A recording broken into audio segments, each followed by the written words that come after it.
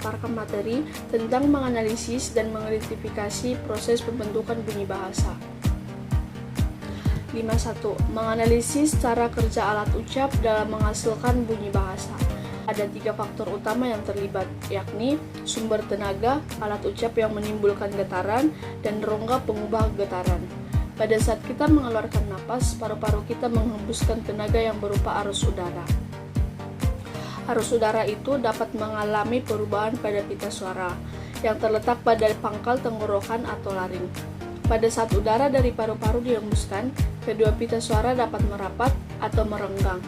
Apabila kedua pita suara itu berganti-ganti merapat dan merenggang dalam pembentukan suatu bunyi bahasa, maka bunyi bahasa yang dihasilkan terasa berat. 5.2. Menganalisis proses pembentukan vokal dan konsonan. Bunyi vokal adalah bunyi bahasa yang arus udaranya tidak mengalami rintangan. Kualitasnya ditentukan oleh 3 faktor. Yang pertama itu tinggi rendahnya posisi lidah, yang kedua bagian lidah yang dinaikkan, dan yang ketiga itu bentuk bibir pada pembentukan vokal. Pada saat vokal diucapkan, lidah dapat dinaikkan atau diturunkan bersama rahang. Bagian lidah yang dinaikkan atau diturunkan itu adalah bagian depan, tengah, atau belakang. Di samping tinggi, rendah, serta depan belakang lidah seperti yang digambarkan di atas, kualitas vokal juga dipengaruhi oleh bentuk bibir. Untuk vokal tertentu seperti A, bentuk bibir adalah normal, sedangkan untuk vokal U, bibir dimajukan sedikit dan bentuknya agak bundar. Untuk bunyi seperti I, surut direntangkan ke samping sehingga bentuknya melebar. 5.3. Menganalisis diftong dan gugus konsonan diftong. Diftong adalah vokal yang merubah kualitasnya pada saat pengucapan. Menganalisis gugus konsonan. Gugus konsonan adalah deretan 2 konsonan atau lebih yang tergolong dalam satu suku kata yang sama. Bunyi PR pada kata praktik adalah gugus konsonan, demikian pula dengan PL pada plastik, TR pada sastra, dan STR pada struktur. 5.4. Menganalisis perbedaan fonem dan grafem. Menganalisis perbedaan fonem dan grafem, jika kita berbicara tentang vokal dan konsonan, seperti yang telah kita lakukan, kita berbicara tentang bunyi bahasa yang harus dibedakan dari tulisan. Bunyi bahasa yang dihasilkan manusia bermacam-macam.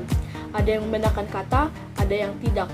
Bunyi P pada kata pagi diucapkan tidak sama dengan P pada kata siap, karena P pada siap diucapkan dengan kedua bibir tertutup. Sedangkan pada kata pagi, bunyi P ini harus dilepas untuk bergabung dengan bunyi A.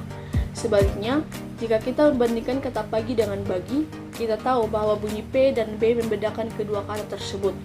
Fonem harus dibedakan dari grafem. Fonem merujuk ke bunyi bahasa, sedangkan grafem merujuk ke huruf atau gabungan huruf sebagai satuan. Pelambang fonem dalam sistem ejaan. 5.5. Menganalisis fonem segmental dan suprasegmental dan mengidentifikasi suku kata. Menganalisis fonem segmental dan suprasegmental. Fonem yang berwujud bunyi seperti yang digambarkan di atas dinamakan fonem segmental. Fonem dapat pula tidak berwujud bunyi, tetapi merupakan aspek tambahan terhadap bunyi. Mengidentifikasi suku kata. Suku kata adalah bagian kata yang diucapkan dalam satu hembusan napas. Pada umumnya terdiri atas beberapa fonem. Kata seperti datang diucapkan dengan 2 hembusan napas, satu untuk da dan satu lagi untuk tan. Karena itu, datang terdiri atas 2 kata.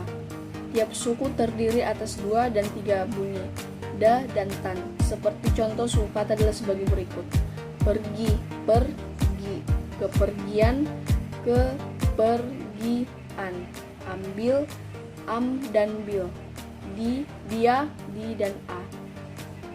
Suku kata yang berakhir dengan vokal KV disebut suku buka, dan suku kata yang berakhir dengan konsonan KFK disebut suku tutup. Suku kata dibedakan berdasarkan pengucapan, sedangkan penggal kata berdasarkan penulisan. Oke, sekian pemaparan materi dari saya. Semoga teman-teman semuanya dapat mengerti. Terima kasih.